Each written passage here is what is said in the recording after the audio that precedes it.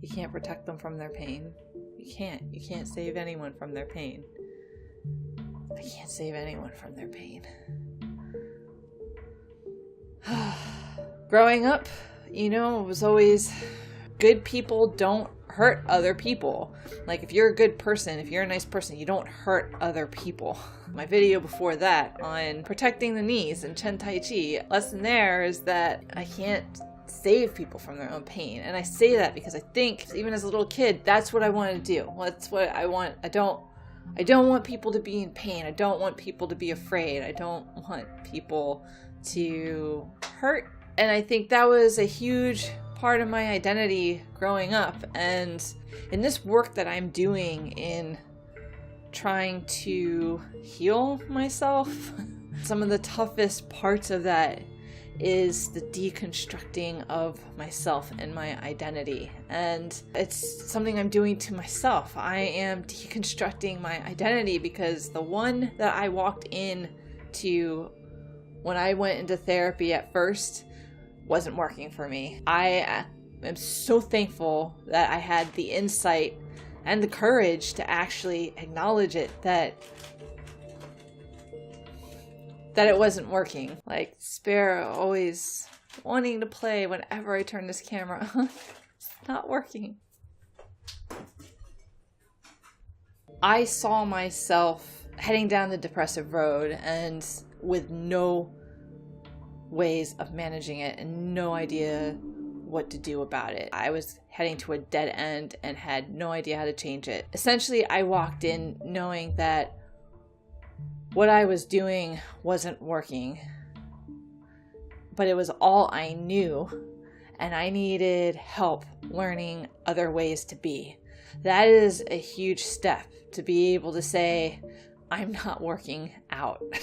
And it's really hard because we take so much pride and so much connection with our identities that we create for ourselves over the years, and also that are partially created for us, roles that were put in and then validated and reinforced to be in, and almost locked into these roles whether we agreed to them or not. And I think the best word I've ever heard for that is foreclosing on it. We get foreclosed on, or we foreclose on ourselves and our identities. This is how I've always been.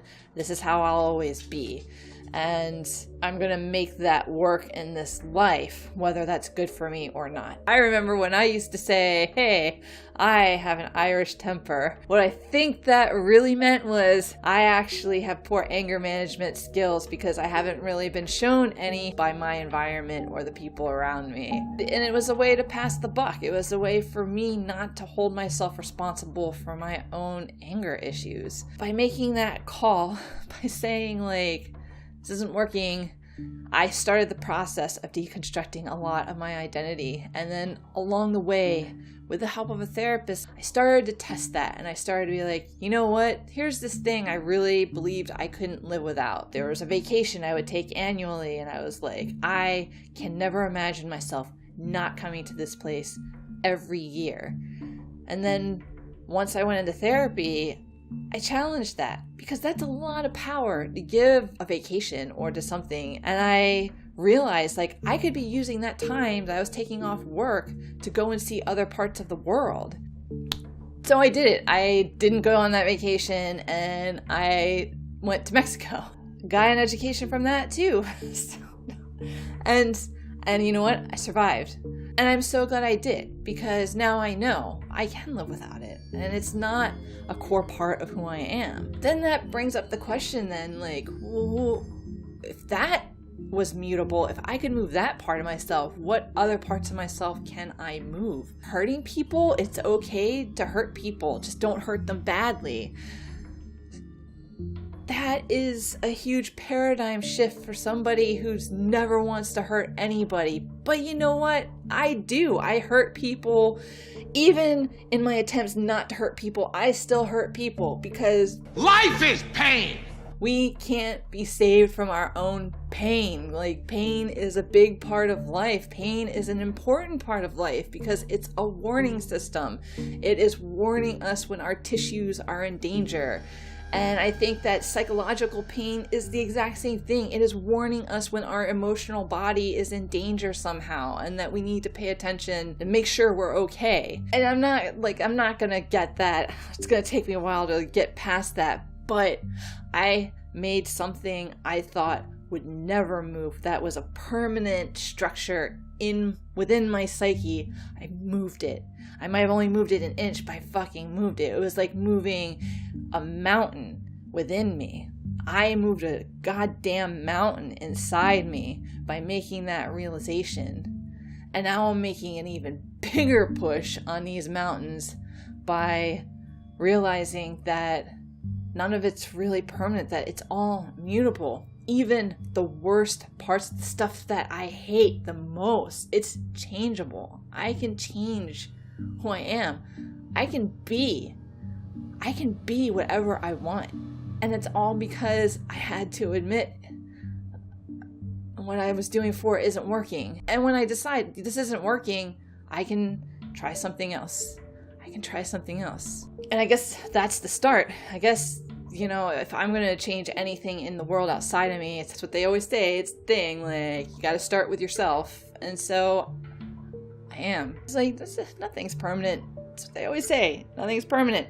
I see that as a really good thing. As it's said, this isn't an event. This is a process. So I'll backslide on this, and then I'll regain clarity, and I'll remember that, no, I can change things, and I can change things about myself. I just have to be willing to learn, and I have to be willing to fail. I have to be willing to bomb and learn from that and not see it as a threat. It might hurt, but I can handle that. I can endure it because it's not hurting me badly. It has to hurt if it's to heal. There are some things, though, that I accept I may never change about myself, like depression. I now have biological reasons that I might have depression with me my whole life. And I am accepting that. I'm learning to accept that as part of my life and learning how to manage it and still keep moving in spite of it. But what's changing there is my framing and perception of my depression, and just the act of changing that framework and how I'm thinking about it is enough to help me not stop it. I still feel the symptoms. I still have those symptoms when they're there, but it helps me manage it so that the episode might be shorter and might be occurring less frequently. And that's going to be true about a lot of things, but we don't know unless we look inside and we explore and see what we can and can't move. And the things that we can't move, how can we work around it? And how can we work with it? All the people who have foreclosed on themselves and they think this is how they are and this is how they will always be. And it's that exact thought that can be changed. And I think that is some of the hardest, biggest mountains in our mind that block us from who we want to be. Not who everyone else wants us to be, but who we want to be. And I truly believe we can be that person. All of us. So that's why I'm talking about this. Because I think that we all can be the people that we want to be if we're willing to hurt ourselves a little bit. So, still thinking this one all through because it's new realization. And we'll see how long it lasts. But I gotta keep learning. Now that I've figured this out, I gotta keep pushing it, keep learning it to reinforce those neurons. So, and get those neural pathways fired up. Whew. All right, guys. Thanks for listening to me on this one.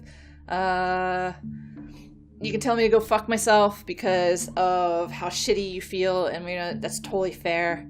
I get it. Talk to me yesterday, or I probably would have told myself to go fuck myself. So, but if not, know that even if you want me to go fuck myself, I would. I love you, and I'm always glad that you're here, and I'm always glad that you guys are watching and out there being who you are and trying to be the best that you can be at that point in time. I guess that's all we can really all hope for. And then may we ever endeavor to be the person that we want to be. And yeah, I got some videos coming up, some quick ones coming up, and I will talk to you guys later. Alright, going to outro. Right, Sparrow? You're a big worldly explorer. You explored 3 yards over with the next door neighbor's cat, you little hussy. She's not a hussy. I'm not going to slut shame my cat. It's a joke, guys. It's a joke. Hillary, it's a joke. Because you know your audience doesn't care. It's you that cares. You're fighting with yourself. You're fighting with yourself again. You feel bad for calling your cat a hussy.